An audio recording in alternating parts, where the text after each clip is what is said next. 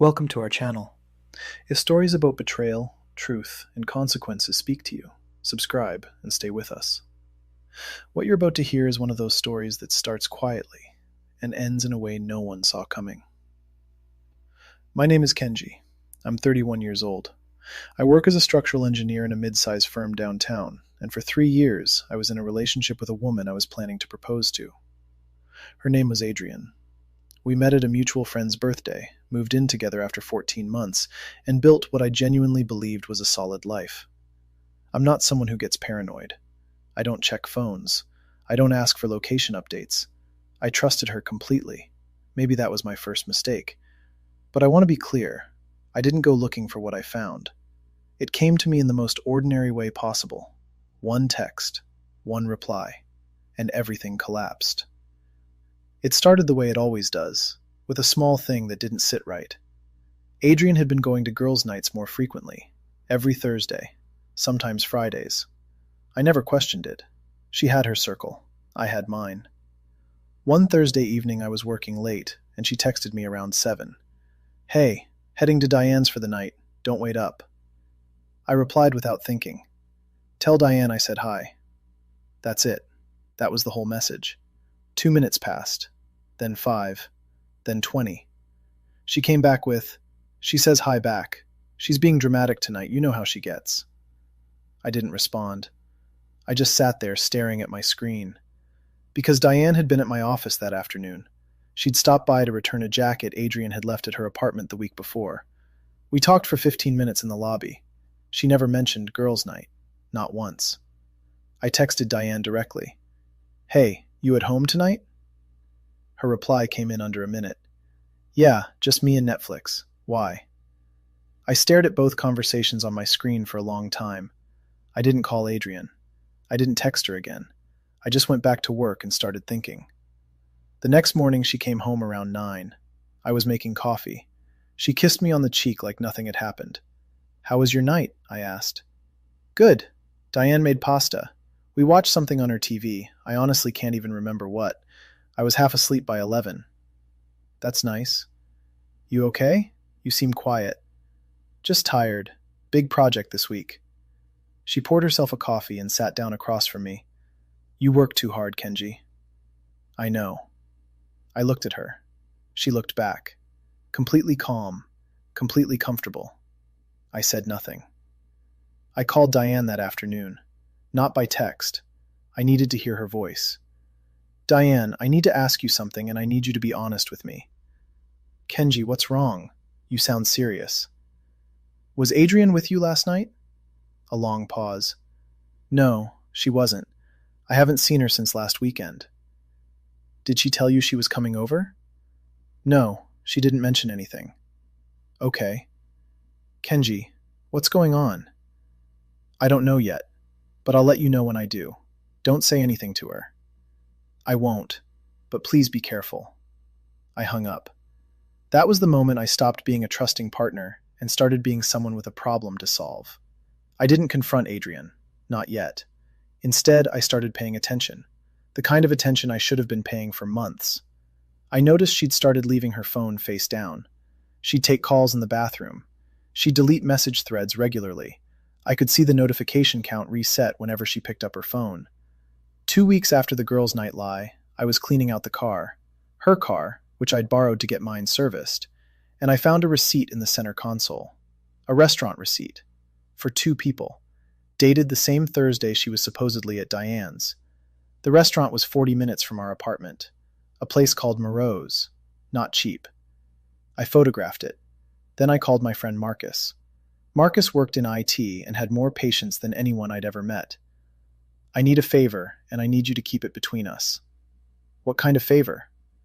"The kind that involves being discreet." "Kenji, talk to me." "I think Adrian is seeing someone. I need to be sure before I do anything." "How long have you been sitting on this?" 2 weeks. "And you haven't said anything to her?"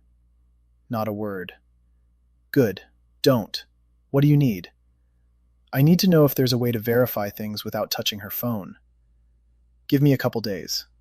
Marcus didn't have to do much. As it turned out, Adrian had shared her calendar with me 2 years ago so we could coordinate schedules. She'd forgotten about it, or she assumed I never checked it. I checked it. There it was. Every other Thursday and some Fridays. Entries labeled D with a location attached. A gym I'd never heard of. 35 minutes east of the city. I looked up the gym. It existed. But the address wasn't the gym. It was an apartment complex. Marcus. I know. I saw what you sent. I need to know who lives in that apartment. Already working on it. Give me 48 hours. 40 hours later, Marcus called. His name is Dario. He works in finance. They apparently met at a conference 2 years ago. Kenji. 2 years ago. I sat down. 2 years. I'm sorry, man. There's more. I found a Facebook profile. He's been tagging a location, a beach house, consistently. She's not in the photos, but the dates match your calendar entries almost perfectly. She's been with him the entire relationship. It looks that way. I didn't say anything for almost a minute. Kenji? I'm here. I'm fine. I just need to think. What are you going to do? I'm going to be patient. I went home that evening and made dinner. Pasta with a sauce she liked. When she came in, I kissed her cheek. You cooked? Long day. Felt like doing something simple. You're sweet. We ate together. She talked about her coworkers. I listened. I asked questions. I refilled her glass. That night, she fell asleep on my shoulder while we watched television. I didn't move for 2 hours. I wasn't being sentimental. I was memorizing exactly who she was in that moment, so that nothing she said later could rewrite it. Over the next 3 weeks, I collected everything. The restaurant receipt, calendar screenshots from 16 separate Thursday and Friday entries, a voice memo, Adrian on the phone in the kitchen while I pretended to sleep, using a name I now recognized, a bank statement showing a hotel charge in a city she told me she'd attended a work seminar. Alone. The hotel had a 2-person suite rate. And finally, the thing that sealed it, an email she'd accidentally forwarded to our shared account instead of her personal one. The subject line read, this weekend. The content made everything undeniable. I printed every page. I put them in a manila envelope. I kept the envelope in my work locker. Then I waited for the right moment. It came 3 weeks later.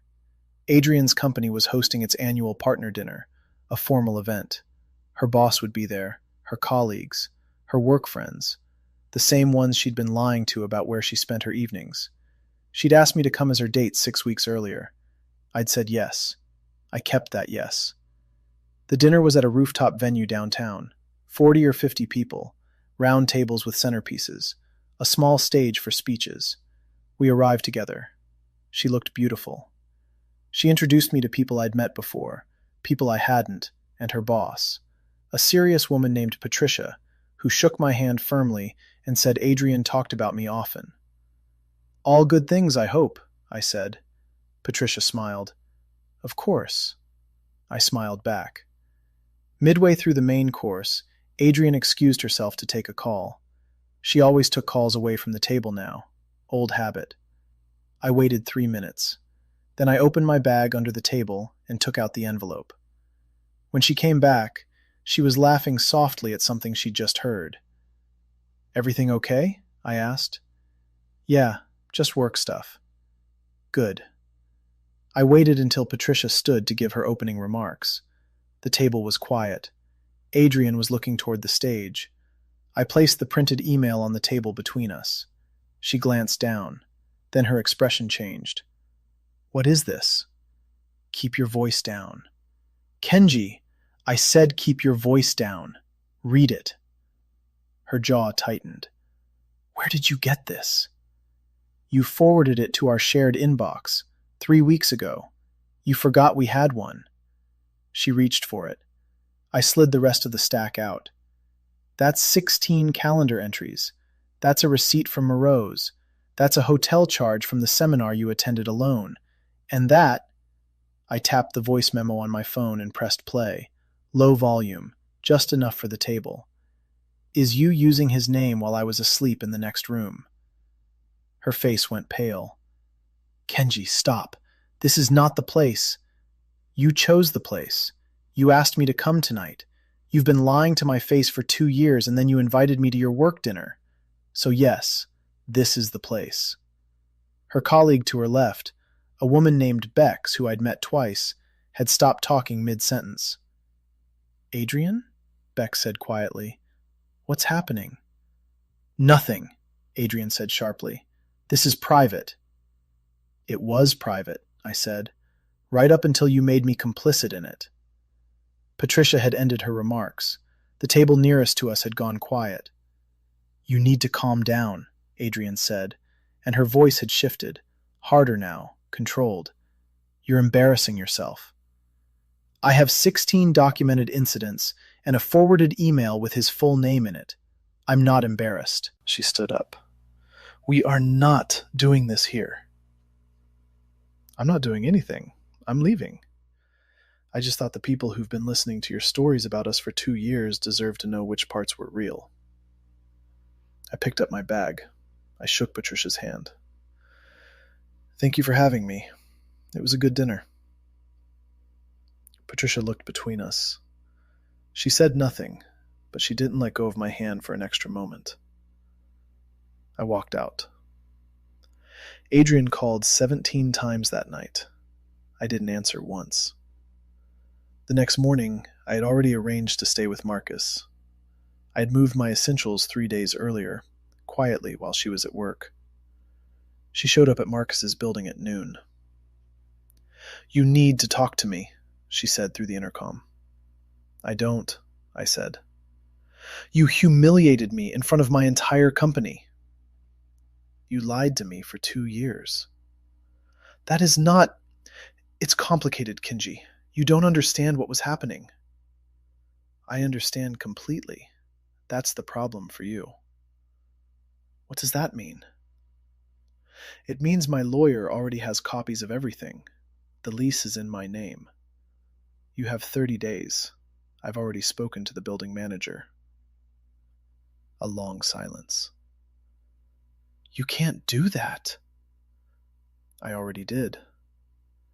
Kenji, please, just let me explain. There's nothing to explain. You made choices. For 2 years. Carefully. Repeatedly. This is the consequence. I released the intercom button. 3 weeks later, my attorney confirmed the lease transfer was complete. Adrian had moved out. Diane called me. How are you holding up? Better than I expected. I'm sorry I didn't tell you sooner. I didn't know the full picture until... You didn't know.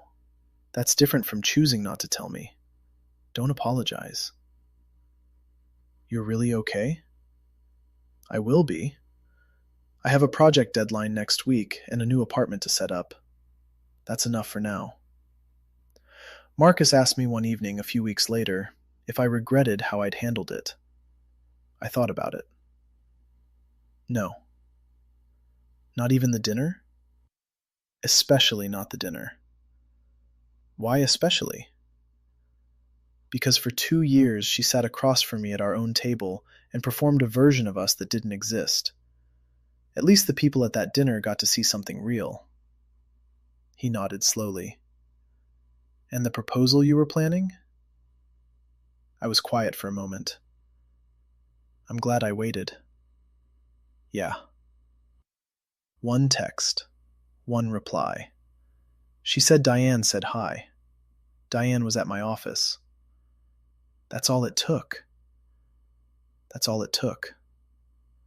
I looked out the window. The city was still going. Traffic, lights, people moving. I don't miss her. I miss who I thought she was, and that person never existed, so there's nothing to go back to. Marcus raised his glass. I raised mine. We didn't say anything else. We didn't need to. If you enjoyed this story, don't forget to like, subscribe, and share.